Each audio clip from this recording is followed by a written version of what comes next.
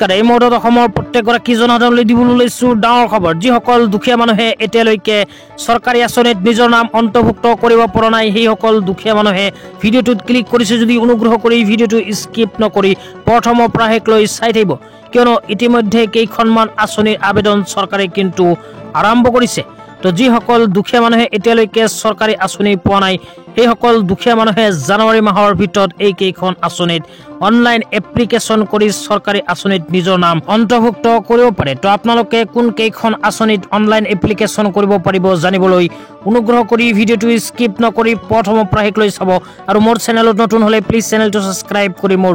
লগত থাকিবৰ ভিডিঅ'টো শ্বেয়াৰ কৰি আপোনালোকৰ বন্ধুবৰ্গকো চোৱাৰ কাৰণে সুযোগ প্ৰদান কৰিব তো বলক ভিডিঅ'টো আৰম্ভ কৰি আঁচনিবোৰৰ বিষয়ে আমি বিস্তাৰিত জানি লওঁ তো প্ৰথম আঁচনিখন হল ৰুফটপ সোলাৰ আঁচনি যিসকল দুখীয়া মানুহে এতিয়ালৈকে চৰকাৰী সাবসিডি সোলাৰ লাভ কৰা নাই সেইসকল দুখীয়া মানুহে ৰুফটপ সোলাৰ আঁচনিত অনলাইন এপ্লিকেশ্যন কৰি লাভ কৰিব পাৰে চৰকাৰী সাবসিডি সোলাৰ তো আপোনালোকে যদি এইখন আঁচনিত আবেদন কৰে তেন্তে অহা গৰম দিনৰ পূৰ্বতেই কিন্তু লাভ কৰিব পাৰিব সোলাৰ ৰুফটপ আঁচনিৰ জৰিয়তে সাবসিডি সোলাৰ তো আপোনালোকে যদি সাবসিডি সোলাৰ লাভ কৰিব বিচাৰে তেন্তে এইটো ভিডিঅ'ৰ কমেন্ট বক্সত কমেন্ট কৰি জনাই দিব ইয়াৰ নেক্সট ভিডিঅ'ত আপোনালোকক আবেদন প্ৰসেছটো দেখুৱাই দিবলৈ চেষ্টা কৰিম তো এতিয়া আপোনালোকক জনাবলৈ ওলাইছো আজি দ্বিতীয়টো আঁচনিৰ বিষয়ে তো দ্বিতীয়টো আঁচনিৰ বিষয়ে যদি চাব বিচাৰে তেন্তে অনুগ্ৰহ কৰি ভিডিঅ'টো স্কিপ নকৰি প্ৰথমৰ পৰা শেষলৈ চাই থাকিব তো দ্বিতীয়খন আঁচনি হল প্ৰধানমন্ত্ৰী উজ্জ্বলা যোজনা তো প্ৰধানমন্ত্ৰী উজ্জ্বলা যোজনা আঁচনি অনলাইন এপ্লিকেশ্যন কিন্তু চলি আছে অনলাইন এপ্লিকেশ্যন কিন্তু বিচাৰিলে আপোনালোকে নিজৰ হাতত থকা মোবাইল ফোনটো দিয়ে কৰিব পাৰে তো প্ৰধানমন্ত্ৰী উজ্জ্বলা যোজনা আঁচনিৰ অধীনত যিসকল দুখীয়া মানুহে এতিয়ালৈকে চৰকাৰী ফ্ৰী গেছ লাভ কৰা নাই সেইসকল দুখীয়া মানুহে কিন্তু চৰকাৰী ফ্ৰী গেছ পোৱাৰ কাৰণে অনলাইন এপ্লিকেশ্যন কৰিব পাৰে